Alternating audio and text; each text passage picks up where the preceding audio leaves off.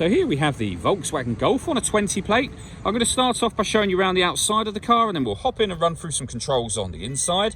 But from the outside, you can see it's a 5-door car with alloy wheels. Let's start off inside the boot and then work our way around the rest of the car from there. As we approach the boot, you can see we have reversing sensors, plenty of boot space, along with that 60/40 split folding rear seat should you wish to increase the space even further. And then this tray section will lift to reveal a space saver spare wheel. Okay, so we're just going to work our way back round to the front of the car, and then we'll hop in and run through some controls on the inside. But now that we've done a full circle of it, you can see it's in excellent condition the whole way round. Just briefly before we climb in, I think it's well worth seeing the interior from this exterior point of view. There's plenty to run through on the dashboard, so let's hop in and we'll do that now. Okay, now that we're inside the car, we're going to start with the dials. On the left-hand side, we have the rev counter, and on the right-hand side, the speedometer and fuel gauge. In the middle, you can see the total miles for this car, which are 4,922. Above that, we have a digital readout for the speedometer. You can change the information that's displayed there by using buttons on the steering wheel for various bits of trip computer information. And there are other menus available as well. So we have assist systems, navigation, audio, telephone, vehicle status, and then back round to where we started on the driving data menu. If we back out to the steering wheel, the buttons I was using just a moment ago are here. We've also got phone controls and stereo controls over that side. The stereo controls continue on the left along with cruise control. And this button in the middle here, if you give that a push after you set cruise control, this car is able to maintain its own distance between itself and the car in front, both speeding itself up and slowing itself down depending on the car in front's speed.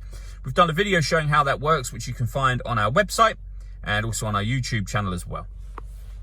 Over in the center, we have the touchscreen for the car. So this is where you can access your radio, for example, AM, FM, and DAB radio. If you want to listen to your own music, you can do. There's plenty of ways to do that as well. And you can see those being shown on the screen. Now, they include Bluetooth audio. So once you pair your phone, not only can you make and receive phone calls, you'll also be able to listen to your music as well. This car's also got satellite navigation, which is accessed via the button up in the top right-hand corner just there. There's, again, a video showing that working on our website and on our YouTube channel. If I pop the car into reverse, you'll see this car's got reversing sensors, so they'll obviously beep when you get near an object, front and rear, but it's also got a visual guide as well for you. Working our way down, we have dual zone climate control, so you can adjust the passenger and driver temperature. You can increase and decrease the fan speed. Air conditioning is on at the moment, so off, back on again. Or you can hit auto, and in doing so, the car will take control of the fan speed and the direction of the air to maintain the temperature that you've asked for. You can override that whenever you want and put it back on whatever setting you like it on up here as well. This car's also got heated driver and passenger seats, both with 3 different heat settings each. We have a USB input just there for your music. That closes over. We have a 6-speed manual gearbox. You can turn the parking sensors off from here. And this button turns off the stop and start. This car is designed to cut out when it's stationary in traffic to save you fuel. That system is now off. And then finally, we have an electronic handbrake.